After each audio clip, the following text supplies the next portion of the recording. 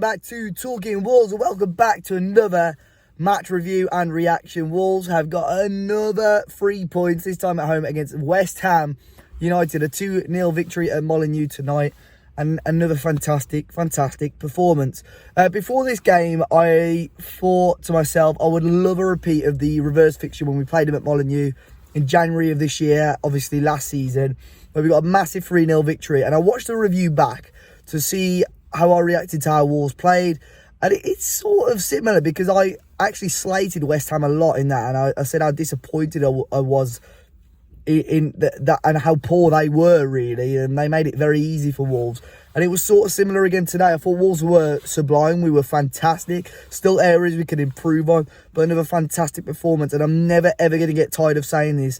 And hopefully I can say it every weekend now, or every match day for the rest of the season, because we were fantastic today and we forced West Ham into many errors. And there were areas of our play which I just watched and thought, I've never noticed that before, like how well we played. So, of course, the lineup was the strongest lineup available, in my opinion, at the moment. A couple of people whispered about some changes before the game, but why not? Let's go full strength. I think that every league game, we have to go full strength. We've got a little bit of a break now, a free full-day break up until Brighton now. And, of course, Europa League next week, which I think we'll probably see some rotation for that game, seeing as we've qualified. But we started off really strongly. I thought West Ham were just in the middle. They just were non-existent. They allowed us way too much time on the ball. Neves and Coutinho, who I thought were actually sublime today. They did a lot of the dirty work. Every time West Ham had the ball, Neves or Coutinho were the first to hit. Neves' work rate today was the highest I think I've ever seen it. He just ran and ran and ran. He was sublime. Coutinho was the same. Just added that experience, and just the time those two had on the ball really, really helped us out.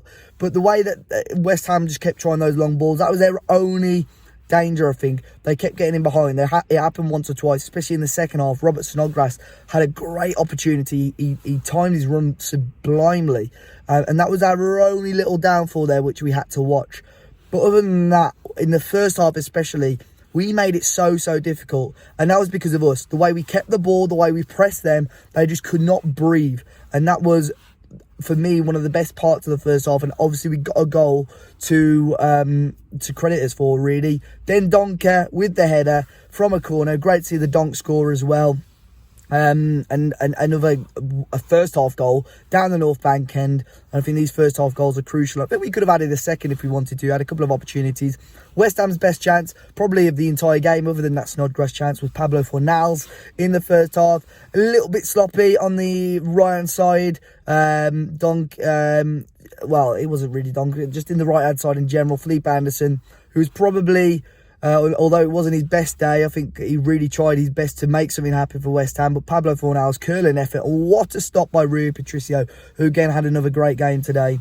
But going into half-time with a 1-0 lead, and I felt really, really comfortable. The longer the second half went on, I think we did need a goal. West Ham just started to push forward a little bit more. As I say, the Robert Snodgrass chance. But we had our own chances. Romain Saiz had a couple of chances from corners. Headed just wide, so close. The first one, and headed a cross goal, the second one as well. Adama Traore did well to feed Jimenez through. Jimenez had a couple of chances as well. David Martin kept those out. And West Ham just, as I said, slowly started to put a little bit of pressure on us. But in the end, we got that goal. A couple of changes. Diogo Jota coming off, of course, initially for Pedro Neto. It's a shame for Jota. Of course, he forced a decent stop off Martin in the first half. And, of course, it's his 23rd birthday today. I think we all would have loved Diogo to grab a goal. But Pedro Neto came on, which I think a couple of people, and ahed about. But I think with the way the game was actually set up, because West Ham were playing a little bit higher, I love Pedro Neto on the ball. Of course, I have said I don't think he's quite ready in previous weeks, but I think the situation sort of suited him as a player. I think he's great on the ball. And then obviously Patrick Cutrone coming on for Raul Jimenez. Raul, who worked hard, but it just didn't fall for him today. He didn't quite get the second balls and everything. And he did try, and he just tried these fancy little flicks. And he definitely contributed towards the victory. Such a great player, such great runs, the way he was running on the ball. And I think to keep him nice and fresh for Sunday is key. So Mr. Patrick Cutrone came on. And I think everybody in the ground says, it'd be great for Patrick Cutrone to get a goal. Well, I definitely did anyway. I just had a feeling that he was going to do something. Ball coming in on the right side. Johnny did fantastically. Of course, Johnny had a great chance as well in the second half, which was saved by David Martin. But Johnny coming across, winning the ball, working so well, knocking the ball across. Pedro Neto getting that little touch, and Patrick Cutrone just shooting into a crowd of players across goal, past David Martin into the back of the net, and that's what we all love. Patrick Cutrone goal, and it's been overdue, and it's going to be great for his confidence. And we're so lucky to have him now as that sort of depth option behind Jimenez, because he works hard. I think in that sort of game where we still have something to fight for, where we 1-0 up, and we still just need that little bit of desire and grind. I think Cutrone was the man, and luckily he capped it off with a goal. But overall, I thought the performance was fantastic. Everybody contributed. Dendoncker was much better today alongside Cody and Says. I know Sheffield United, I was a little bit critical of him, but of course he's got his goal.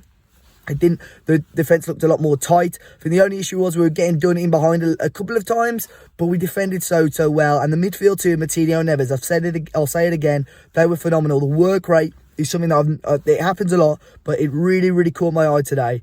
Neves was one end of the pitch to the other end, one wing to the other, just working so hard. Martinho was fantastic again today. Everybody played their part. Adama Traore, who I haven't really mentioned, Johnny and Doc, everybody. Fantastic win again. On to Brighton now. If we can get massive 3 points against Brighton, it would be huge. Give us a little bit of breathing space then.